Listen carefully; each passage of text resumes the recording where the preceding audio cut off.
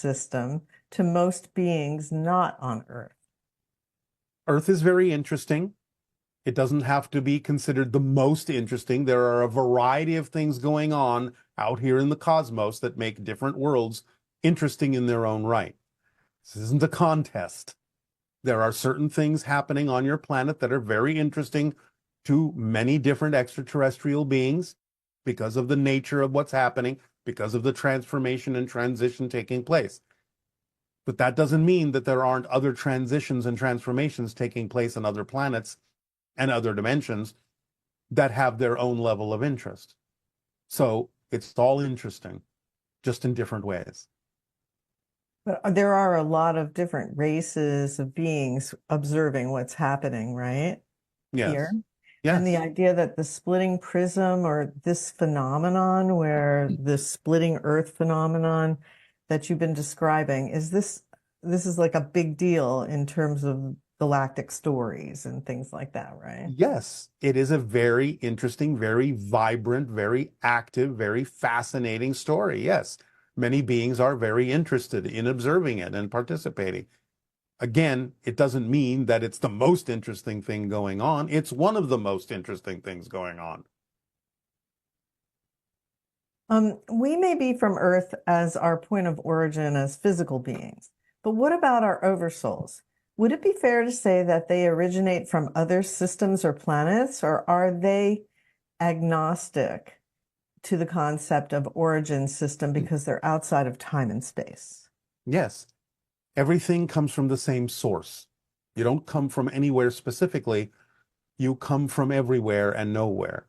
You are ageless and timeless. Oversouls don't come from another system. Again, everything comes from source. Everything is source in another point of view. In your introduction to this session, you said we. Who are the we that you are referring to? Does it mean people on Essani, or does it include all extraterrestrial beings who are interested in contacting us openly? Sometimes the we will be representative of different groups. People in my own civilization, other beings from other civilizations. It depends on who's tapping in telepathically at any given moment. So sometimes the idea of the information will translate in the plural, we, because there are many beings listening in, and that can change dynamically from moment to moment.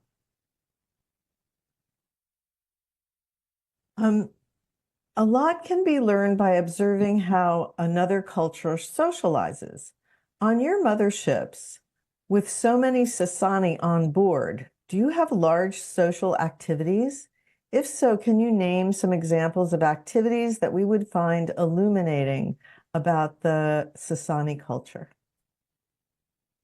There are many social activities that take place aboard the motherships and, of course, on our planet as well. They are all driven by synchronism, people showing up at the same time with the same interests, interacting with one another in ways that serve everyone simultaneously. Some of these social activities can be something like playing a game, can be research, can be the sharing of information telepathically and experiences telepathically of what each individual may have gathered for themselves on their own adventures independently. It can be a number of different kinds of things that may be happening for those individuals who gather synchronistically to share an experience. So, since Essani beings are quasi-physical, Yes. does that mean that they are kind of transparent?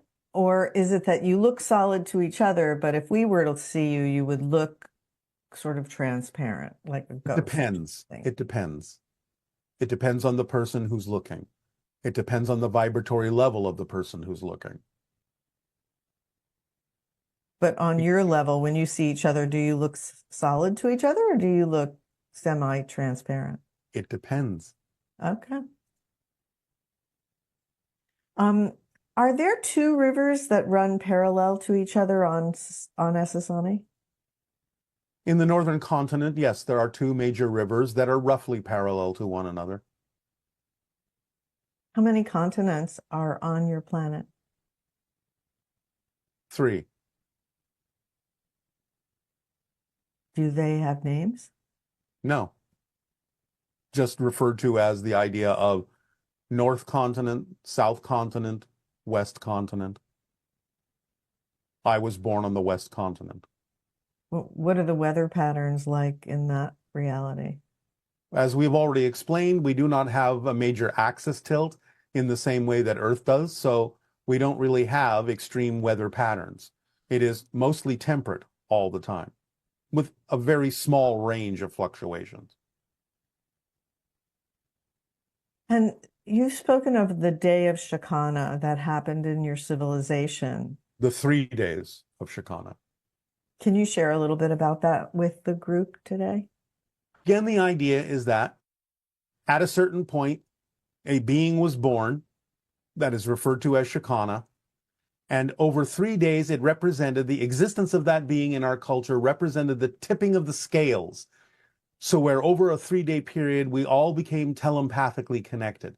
We all woke up, so to speak, into our telepathic connection because that one being tipped the scales, added to the mass consensus in a certain way energetically that allowed us to wake up inside each other. And that experience of allowing us to wake up inside each other allowed us to experience over those 3 days the perspectives of every single being on our planet as if we were them, one after another or simultaneously, depending upon our capacity at that time. So we really saw through each other's eyes over that course of 3 days, and it changed us forever. And so was that being delivered to you by other beings of higher frequency It was or delivered to supported us by ourselves, by yourselves? by our own collective consciousness. Oh. This person would like to know if your civilization or civilizations that you know of employ any type of holographic simulation rooms or devices for the purposes of entertainment, much like the holodeck on Star Trek. If so, what kind of entertainment do you like to simulate? Sometimes it may be used for the idea of entertainment, but more often than not, it is used in the way we have described in training. As I explained in my training to become a first contact specialist, where a being that is controlling the class uses a kind of telepathic holographic projection to make it seem real that we are interacting with another species so we can practice being first contact specialists without necessarily interacting with the real civilization until we are proficient at interacting with their particular culture. So we are made to believe it is real so that all of our actions will be realistic. Afterwards, we understand that it was just a holographic telepathic projection. So this can be done for forms of entertainment to some degree, but it is more often than not used simply as a training method to understand the nature of different realities before actually physically experiencing them. During the abduction experience, when Greys take DNA from an individual, does it always happen on the ships or can it happen in other locations? It can happen in other locations as well, but again, people are always shifted to a slightly different reality in which it occurs. And is it true that we have powerful knowledge hidden in our DNA? Yes, there are a lot of markers that have yet to open that will bring you more awareness and more understanding and more knowledge in a variety of ways. So raising your frequency will allow those markers to open. Can you share with us a marker that has opened for us that would be help us understand about the DNA and how once a marker is activated, how things change? Well, the increase in things like psychic functioning, mediumship, channeling is representative of the opening of a marker. The exploration of spirituality, the increase in awareness that you are not alone in the universe is the result of the opening of a marker.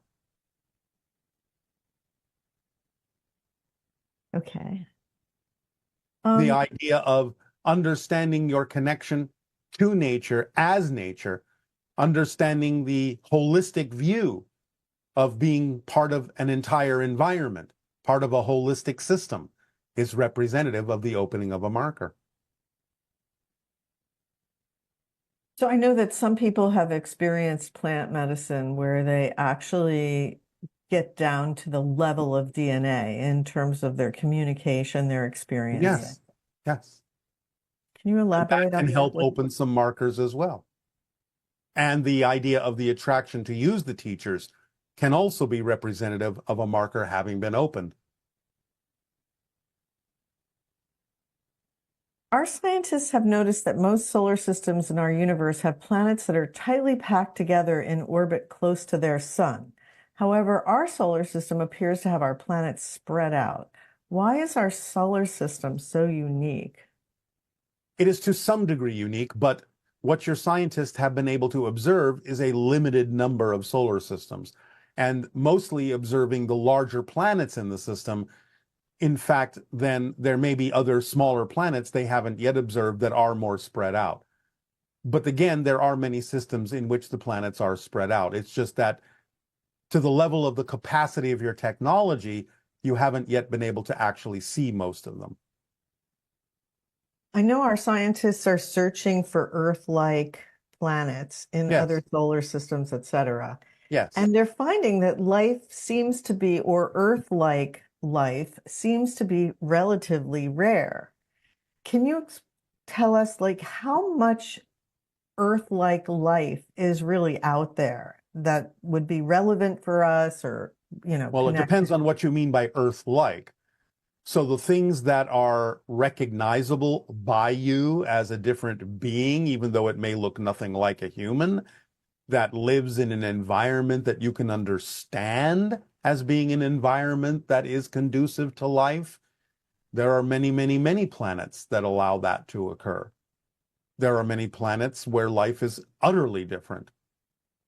So the idea simply is that you're actually discovering more and more quote unquote Earth-like planets as you keep investigating. As your technology is more refined, you're discovering more Earth-like planets, not less.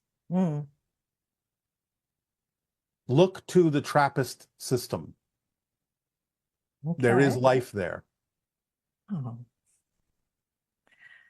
Um, Given the frequency differences between your race and ours, how is it possible for some of these government representatives to have made contact with different alien races? Were those humans able to adjust their frequency or what, with Again, their government? frequencies were adjusted. That didn't take place in the reality you think it took place in. Uh, So adjustments were made so a limited amount of connection and contact could occur. Beings lowered their frequency to a certain point, but the humans were shifted into a different reality, though they may not have been aware of it.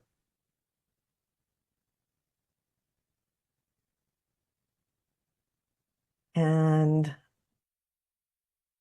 this is a particular story where an army soldier sees an UAP and gets downloads. This Yes. is an active duty 20-year Army combat medic.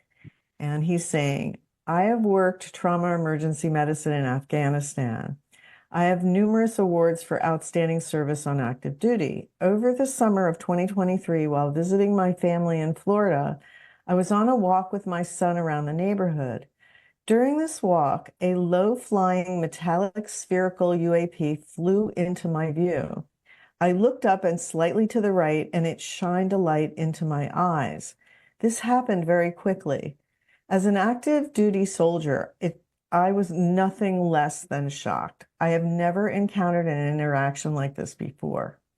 After this event, I started to receive what I would later start to call the gray matter of facts or downloads. Shortly after that, I had a dream about a metal triangular UAP with lights on the side. I am humble and grateful for this experience. Any comment or elaboration would be greatly appreciated. You have served humanity on one level. All of these are indications that you can now begin to serve humanity on a very different level, on a much higher plane. Continue your investigations into information about extraterrestrials, about UAPs. See where it takes you.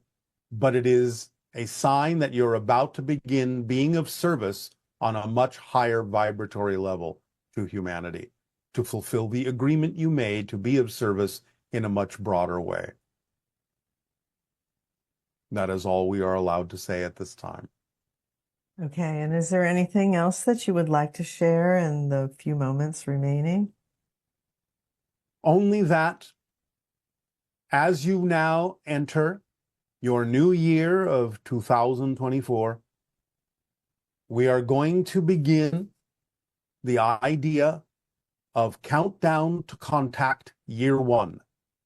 So we would again suggest that you prepare yourselves by continuing to be truly who you are, by learning deeper understandings of the information we have shared with you with regard to the formula, making it a clear and precise understanding in your application of it to your daily life so that you can accelerate and ascend and raise your frequency to the point where you will naturally exist on a different level of reality that is more vibrationally compatible with the idea of open contact.